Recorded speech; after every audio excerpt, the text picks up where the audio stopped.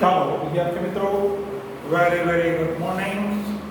આજે આપણે તમને એક કંપનીની સ્થાપના વિધિ, જે આપણું બહુ મહત્વનો પાઠ છે, અને આ પાઠની અંદર તમારી સામે એક ટૂંકનો સમજાવી છે.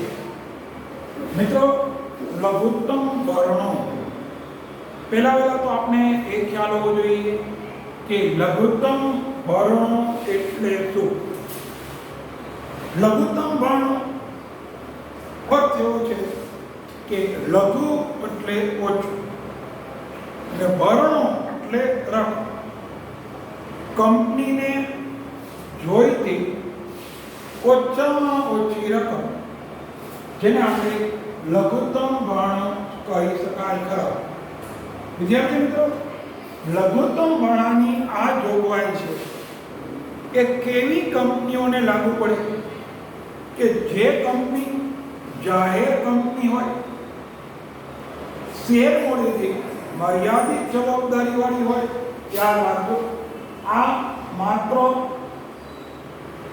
જાહેર કંપની હોય એને જ આ જોગવાઈ છે એ લાગુ પડે. બીજું કે આ જાહેર કંપની છે એની શેર મૂડીથી મર્યાદિત જવાબદારી વાળી હોય. તમને પ્રશ્ન થાય કે ભાઈ શેર મૂડીથી મર્યાદિત જવાબદારી એટલે શું? કે કોઈ પણ કંપની હોય, તમે જેટલા કંપનીના શેર ખરીદો એટલી જ તમારી જવાબદારી હોય. ભવિષ્યમાં કંપની ગમે એટલું નુકસાન કરે તો એના માટે તમે જવાબદાર ન હો. તમે જેટલા શેર લીધા એટલી તમારી જવાબદારી. તો મિત્રો, એને કહેવાય છે મર્યાદિત જવાબદારી વાળી જાહેર કંપની.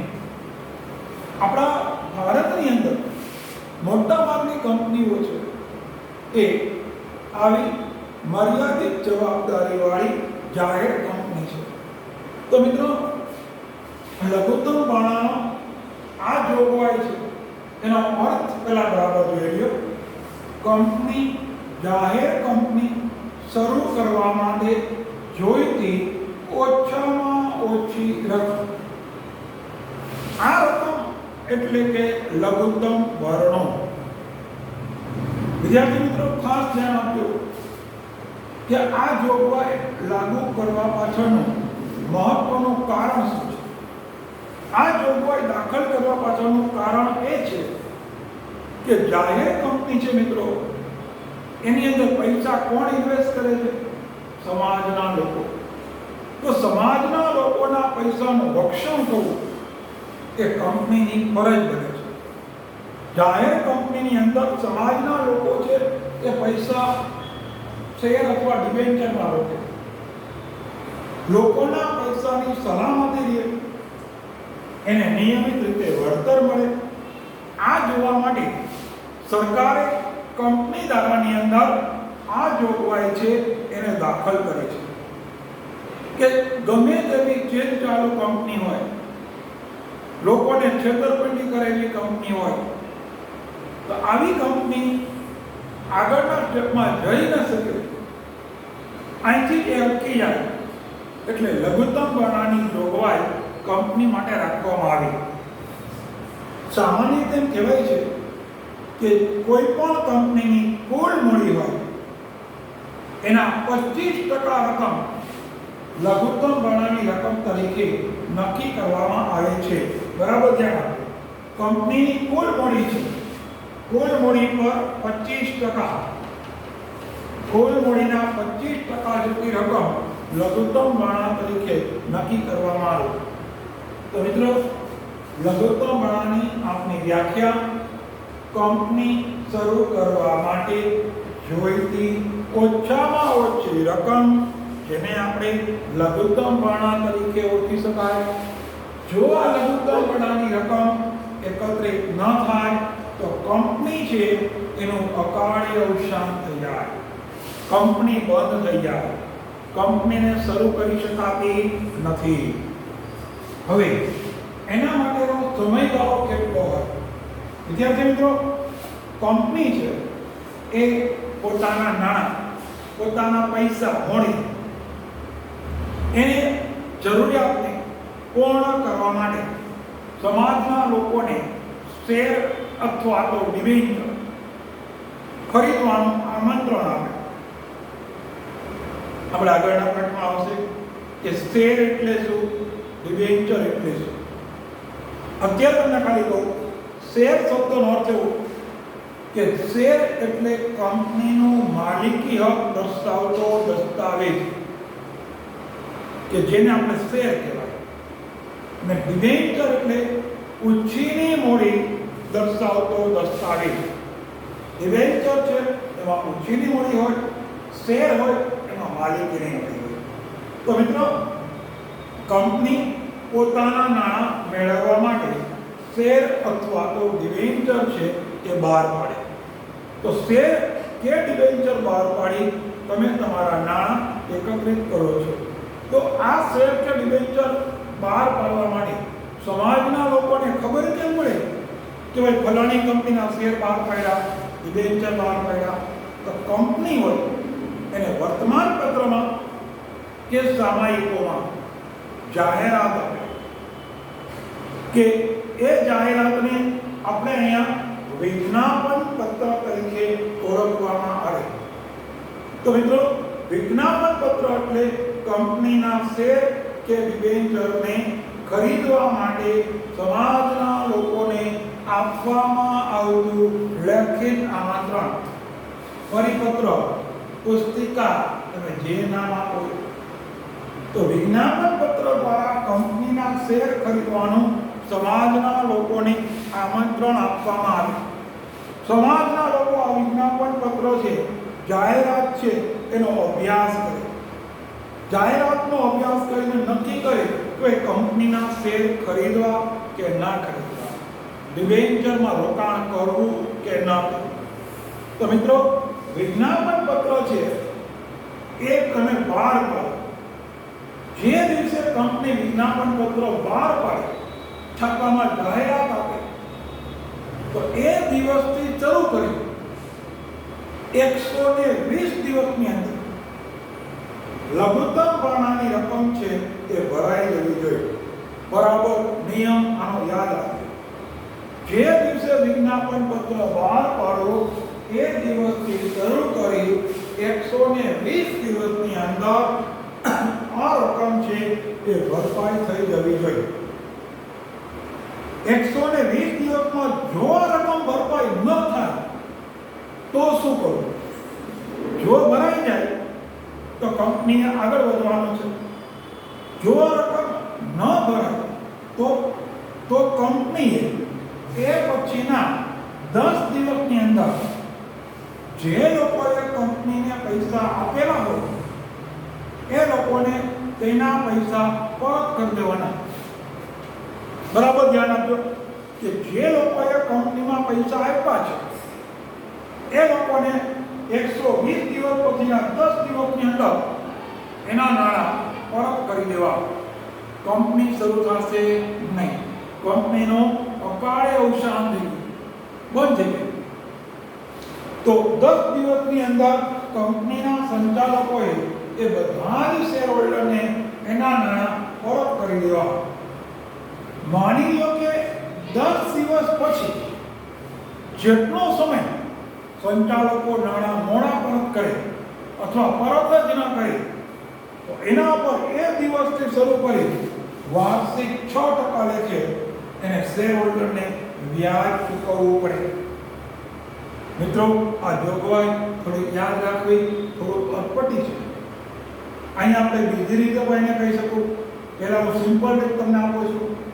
વિજ્ઞાપન પત્ર બહાર પાડ્યાના 90 દિવસની અંદર જે લોકોએ કંપનીની અંદર આ લઘુત્તમ ભરણાની રકમ ભેગી થઈ જવી જોઈએ.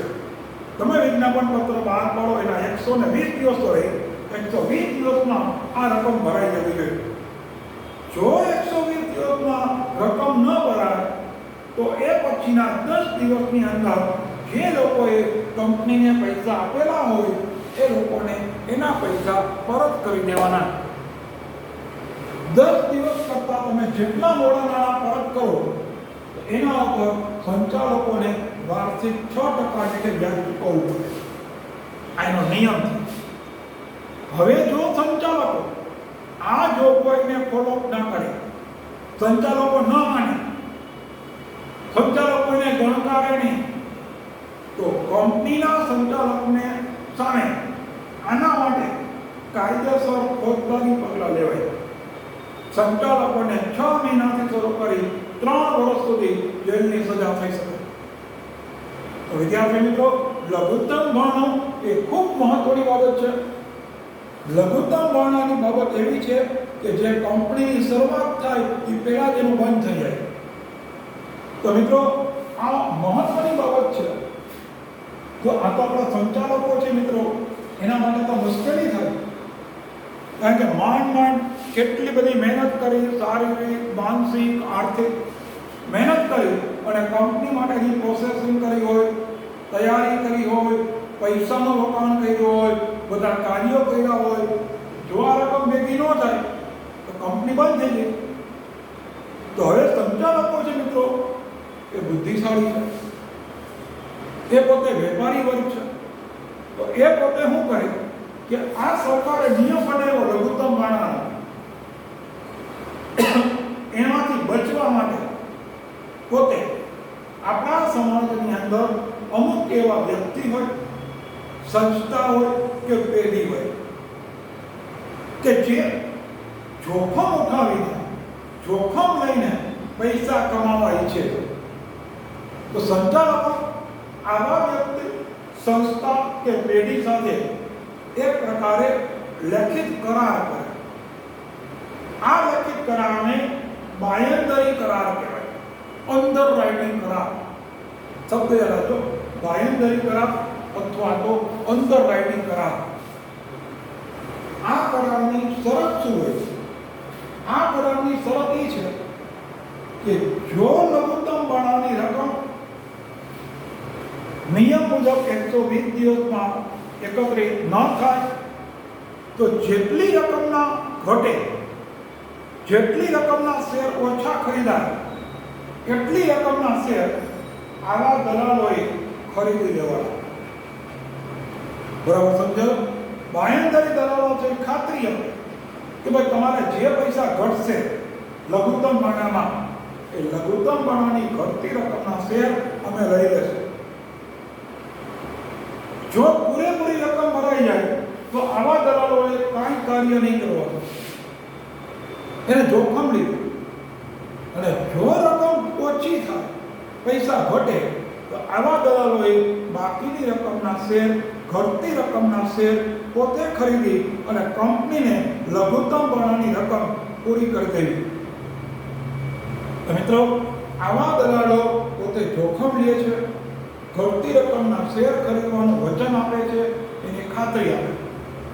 જો પૈસા ઘટે તો આ લોકોએ ખરીદવા પડે, જો પૂરા પૈસા ભરાઈ જાય તો આ લોકોએ કંઈ કરવાનું નથી. એને જોખમ લીધું, આ જોખમના બદલામાં એને કમિશન મળે. આપણા જીવનનો નિયમ છે, તમે કંઈક જોખમ લ્યો, જેમ જોખમ વધુ લ્યો એમ વળતર વધુ મળે. તો જોખમ લેશો તો નફો વધુ મળશે. તો આવા દલાલોને એને જોખમ લેવા બદલ એને કમિશન મળે છે, જેને બાંયધરી કમિશન કહેવાય. દલાલોના ફાયદો તમે સમજી શક્યા કે એને કમિશન મળે. હવે કંપનીના સંચાલકને શું ફાયદો? કંપનીના સંચાલકને આનો મોટામાં મોટો ફાયદો એ મળે મિત્રો કે જ્યારે પોતે વિજ્ઞાપન પત્ર બહાર પાડે ત્યારે પોતે નિર્ભય થઈ જાય છે. એના મનમાં કોઈ બીક નથી કે લઘુત્તમ ભરણાની રકમ ભેગી નહીં થાય તો શું થશે. વિજ્ઞાપન પત્ર બહાર પાડે એ પહેલા તો આવો કરાર કરી નાખે, નિર્ભયતાથી બીક વગર વિજ્ઞાપન પત્ર બહાર પાડે. જો સમાજના લોકો ઓછા શેર ખરીદે તો આવા દલાલો એની ઘટતી રકમના શેર ખરીદી લે છે. તો સંચાલકો પોતે મોટા ટેન્શનમાંથી, ચિંતામાંથી મુક્ત થઈ જાય છે, નિર્ભય. અને કંપનીના બીજા મહત્વના કાર્યો હોય એના તરફ ધ્યાન આપી શકે. તો આ રીતે કંપનીનું અકાળે અવસાન થતું અટકી જાય. અને અમે આપણો એક નિયમ છે આપણા દેશની અંદર કે કોઈ પણ કાયદો બને, સરકાર છે કાયદો બનાવે ને આપણા બધા સમાજના લોકો, આપણે બધા લોકો એ કાયદામાંથી કેમ છટકવું એની છટકબારી જોતે. સરકારે કાયદો બનાવ્યો તો કાયદામાંથી કેમ બહાર આવવું, કાયદાની ચુંગલમાંથી કેમ બચવું એ આપણે નક્કી કરીએ છીએ. તો મિત્રો, અહીંયા આ રીતે લઘુત્તમ વર્ણની ચિંતામાંથી આવા દલાલો સંચાલકોને મુક્ત કરે છે. એ બદલામાં સંચાલકો એમને વળતર સ્વરૂપે કમિશન ચૂકવે છે. તો મિત્રો, આ તમારી 3 માર્કની ટૂંકનોંધ થઈ, જે પરીક્ષા માટે અતિ મહત્વની છે. તમારે ખાસ ધ્યાન આપવાનું છે. આ રીતે આપણે કરવાનું છે. તમારે એની અંદર 3 માર્ક પૂરેપૂરા જોતા હોય તો અમુક પોઈન્ટ, અમુક મુદ્દાઓ, નિયમો આ બધા જ તમારે એક એક પોઈન્ટને ધ્યાનમાં રાખીને દર્શાવવું પડે. તો આજે આપણે તમને આ ટૂંકનોંધ બરાબર મગજમાં બેસી ગઈ હશે, મગજમાં સમજાઈ ગયું. ઓકે, હવે નવા વિડીયો સાથે, નવી ટૂંકનોંધ સાથે ફરીથી મળશું.